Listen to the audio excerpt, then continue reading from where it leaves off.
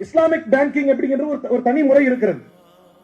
அது கொண்டு வரப்பட்ட போது முதலிலே கேரளாவிலேயே இந்திய அளவில் மிகப்பெரிய எதிர்ப்பை சம்பாதித்தது.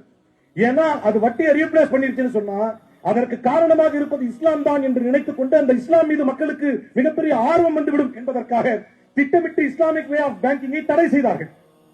முஷாரக்கா, முராபஹா, இஜாரா என்று பல கோணங்களை கொண்டது இஸ்லாமிக் வே ஆஃப் பேங்கிங்.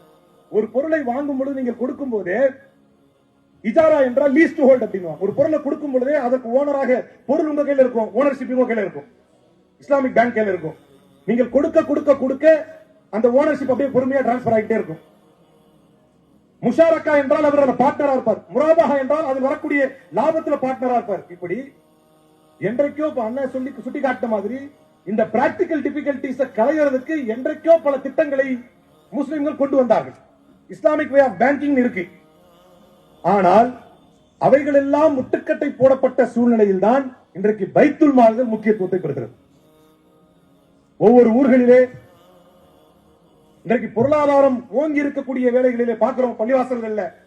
பள்ளிவாசல்களின் முத்தவள்ளிகளாக மாற வேண்டும் என்பதற்காக போராடக்கூடிய எத்தனையோ பேர், பள்ளிவாசல் தலைவர்களாக ஊர் தலைவர்களாக மாற வேண்டும் என்று போராடக்கூடிய எத்தனையோ பேர் அவர்களுடைய மஹல்லாவில் இருந்து பக்கத்து மஹல்லாவிற்கு லெட்டர் வாங்கி கொண்டு போய் ஒரு குமரகாரியம் வச்சிருக்கிறேன் அல்லாஹ்விடத்தில் ஸல்லல்லாஹு சொன்னாங்க, இன்ன ஹுர்மத்துக்கும் ஹராமுன் கஹுர்மி யௌமிக்கும் ஹாதா.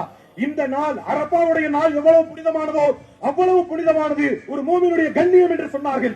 ஒரு மூமின் தன்னுடைய கண்ணியத்தை இழந்து பள்ளிவாசல் வாசல்களிலே அஸ்ஸலாமு அலைக்கும் பாவா குமரகாரியம் வச்சிருக்கிறேன், உங்களாலான உதவியை செய்யுங்கள் என்று சொல்லும் பொழுது எதற்கோ நிரம்பு படைக்க பெருமை பேசும் முஸ்லிம் சமூகமும் அந்த ஜமாத்தார்களும் அந்த ஜமாத்தின் தலைவராக மாற வேண்டும் என்று நினைப்பவர்களும் இந்த இடத்தில் நம்முடைய ஜமாத் லெட்டர் பேட்ல எழுதி கொடுக்கிறோமே, எங்க ஊர்ல தான் வந்திருக்காரு, அவருடைய பெண்ணுக்கு உதவி செய்யுங்கள் என்று கொடுத்து அனுப்புகிறோமே, நாம் அல்லாஹ்விற்கு முன்னால் கேள்வி கேட்கப்படுவோம் என்கின்ற பயம் அந்த ஜமாத் தலைவர்களுக்கு இல்லாமல் போனது ஏன்?